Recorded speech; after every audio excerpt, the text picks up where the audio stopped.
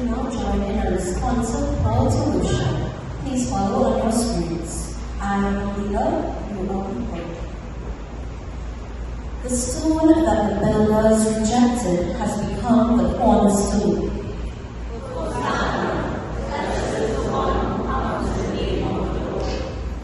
Jesus humbled himself and became obedient to the point of death, even death on a cross.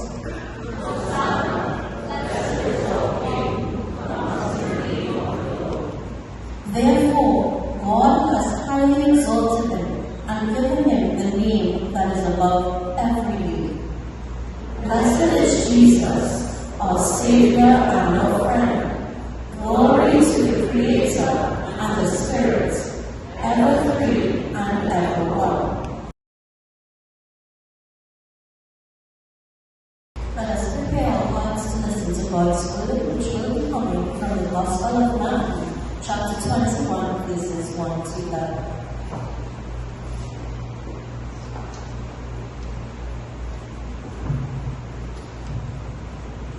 The triumphant entry into Jerusalem. As Jesus and his disciples approached Jerusalem, they came to Bethphage at the Mount of Olives. There, Jesus sent two of the disciples on ahead with these instructions. Go to the village there ahead of you, and at once you will find a donkey tied up with her colt beside her. Untie them and bring them to me. And if anyone says anything, tell him the Master needs them, and then he will let them go at once. This happened in order to make come true what the prophet had said. Tell the city of Zion, look, your king is coming to you. He is humble and rides on a donkey, and on a colt, whom of a donkey. So the disciples went and did what Jesus had told them to do. They brought the donkey and the colt, threw their cloaks over them, and Jesus went on. A large crowd of people spread their cloaks on the road, while others cut branches from the trees and spread them on the road. The crowd walking in front of Jesus and those walking behind began to shout, "Praise to David's son! God bless him who comes in the name of the Lord. Praise be to God." When Jesus entered Jerusalem, the whole city was thrown into an uproar. "Who is he?" the people asked. "This is the prophet Jesus from Nazareth in Galilee," the crowd answered. This is the word of the Lord. Thanks be to God.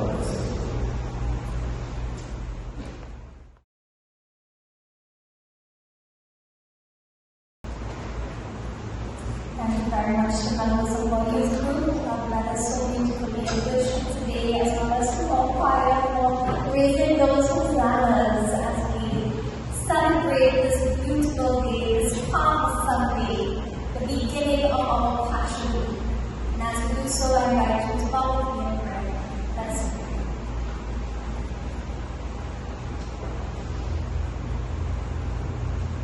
Lord, we still cry out like those crowds of long ago. Come close to us, save us, hear our cry. And as we offer up your word, your meditation today, we ask that you hear us, and we ask the Lord that you also quiet us, that you teach us to hear you as well. And so we ask that you silence in us any voice which you own. May the words of my mouth and the meditation of all our hearts be acceptable in your sight, our living God, our Redeemer, our friend. Amen. It is Palm Sunday. It is a day of great joy. It's a day of celebration. And it's a day that we mark Jesus' triumphal entry into Jerusalem. But it's also the day that marks a turning point. But from all of the beauty of Jesus' miracles and healing and transformation and teaching, that the times begin to shift by powers that be that are And so today for our meditation, I invite you to see the way that Matthew sees, and it invites us to see the word, to have our eyes unveiled, to have that curtain pulled back, that even when there is that spectacle, even when there is that parade, even when there is all of that noise and celebration, we will not be fooled. That we can see through it what is really there. The Gospel of Matthew has maybe just one unique thing about it compared to Mark and to Luke. And it's something very strange. In both Mark and Luke, we are told that Jesus sends his disciples, he will find a donkey and will untie her and bring her with you. But in Matthew, he specifies both, that there will be a donkey tied and a colt with her, that she will untie them both and bring both of them with you. It might sound like something minor, but the fact that this addition is made in Matthew is meant to give us a more direct view of what the prophecies had said about this thing. And in Zechariah 9, as is quoted in this passage in Matthew 21, the prophecy comes, "Tell the daughters of Zion, look, your king is coming to you humble, and mounted on a donkey, and on a colt, the foal of a donkey." You all picked up the strange thing happening here? I don't think I ever picked it up before. But it says he's riding on two of them. And I'm not quite sure how one man is riding on both the donkey and the foal at the same time. But yet that is the ridiculous image that is given to us. And it's given to us for a reason. It is meant to make a mockery of the pomp and the ceremony of a king returning from war victorious with all of his horses and all of his men, and they celebrate and they are welcomed by the crowds. And the crowds celebrate them, but most of the times it's not voluntary. You welcome back these conquerors who have blood on their hands. And you are afraid if you don't come out to celebrate too, your blood might be next. And that is why that pomp and that ceremony that Jesus is being spun off in his own actions here, that is what he's trying to reveal to us. That when God shows us truth, and when there is that sense of spectacle, it is not the same as truth.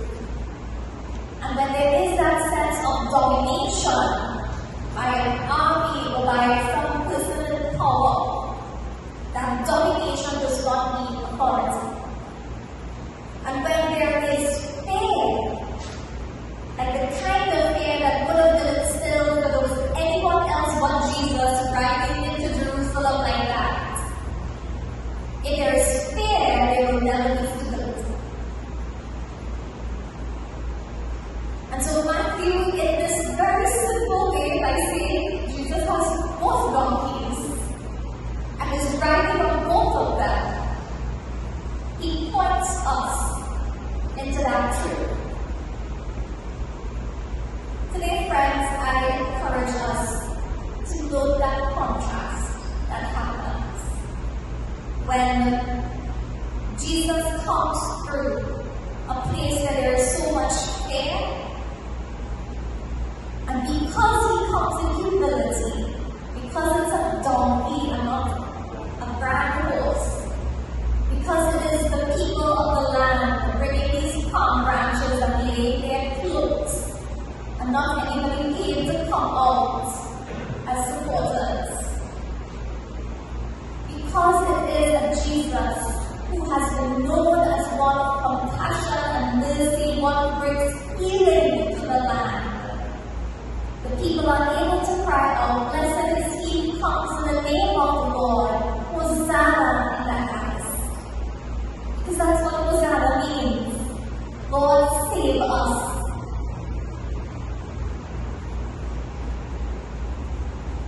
Jesus is revealed in this space not just as someone humble and loving that contrasts with the world and the powers that be, but it is also an invitation for us to ask which procession we might be joining. Would we be the ones who decide, well, the horse looks more grand? I love how loud the music is. I love how wonderful the people are dressed. And so I will follow the prompt of the ceremony. Why would I follow somebody on a donkey? Will we be able to unveil our eyes and see that there is so much more to us following Christ than looking for the things that are beautiful and easy? And so the invitation is extended to us. Who will we follow? Who do we pledge our allegiance to? Will it be the one in power?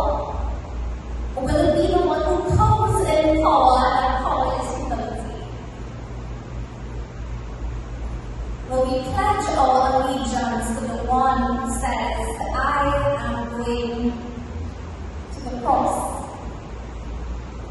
I am going to a place not that has these beautiful crosses, but a place that has a cross made for torture and for death and execution"? Are you willing to bear so great a burden? And as we are invited to do so, we are also invited to make sure we know who we are following. To make sure we don't make the mistake of saying, "Well, isn't that Jesus, the son of the carpenter from Galilee, man from Nazareth?" And fail to recognize that when we cry out, "Hosanna in the highest, Hosanna to the Son of David, blessed is he who comes in the name of the Lord," we need to know that it is the Lord that we are worshiping and not a prophet. Not someone so small in our thinking, but someone who has this grand scheme of things in mind. And that is why he's named with that allegiance as the Son of David, as the one who comes out of Bethlehem, fulfilling another prophecy, as the one who is coming on these donkeys and fulfilling another prophecy, as the one who is overturning the table of injustice in the world, fulfilling even more prophecies, as the one who comes to heal and to save, fulfilling even more prophecies. And so yes, part of Jesus is a prophet, but Jesus is so much more. And so, in this passage, we then make up our mind, are we amongst the group that says, "Yes, you are the Lord"? Or are we amongst the group that says, "Okay, I can worship this Jesus in this moment for what he stands for, but I don't see anything more"? And the reason why that's important is that our God is one who offers to us a very ancient hope for God's reign to be over the entire world. And that's being fulfilled on Palm Sunday so long ago, is being fulfilled even now. It's begun and is continuing. And we are part of that journey of hope. And so place yourselves now and understand that you are part of salvation history too. That in knowing you worship the Son of God, the Son of David, this Messiah, the anointed one, that he's not just someone of the past, but he's someone that brought that ancient hope into the present of Jerusalem, into the presence of Tabernacle, into the presence of all the presence yet to come. So this Palm Sunday, I encourage you to meditate on these things, on that very silly contrast that Jesus brings by riding not on one but two donkeys, according to Matthew, of the way in which he challenges fear, the way in which he challenges those who would use spectacle and domination to shroud truth. And as we challenge those things, we make sure we know where our allegiance lies. We accept that invitation to follow Christ and follow him until the very end. And when we do so, know that our journey is not coming to a close anytime soon. But it is a journey of hope that lasts our lifetime and beyond. In the name of God, our Father, Christ our Savior, and our Holy Spirit, our friend and sustainer. Amen.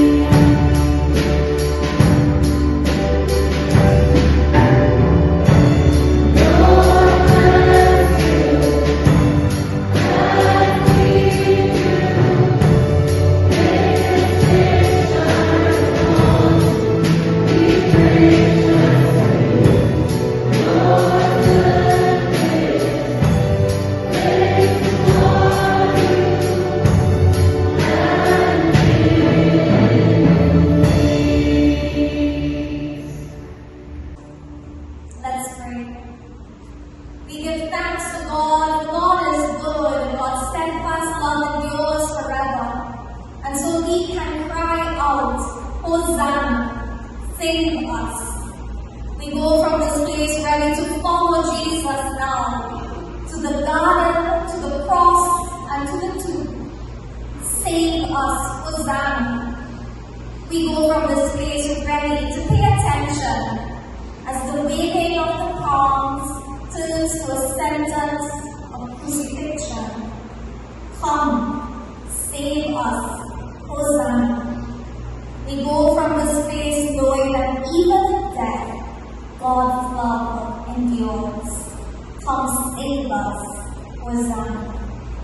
And now may the grace of our Lord Jesus Christ and the love of God and the fellowship of the Holy Spirit rest, remain, and abide with us here with all of God's children and creation everywhere, both now and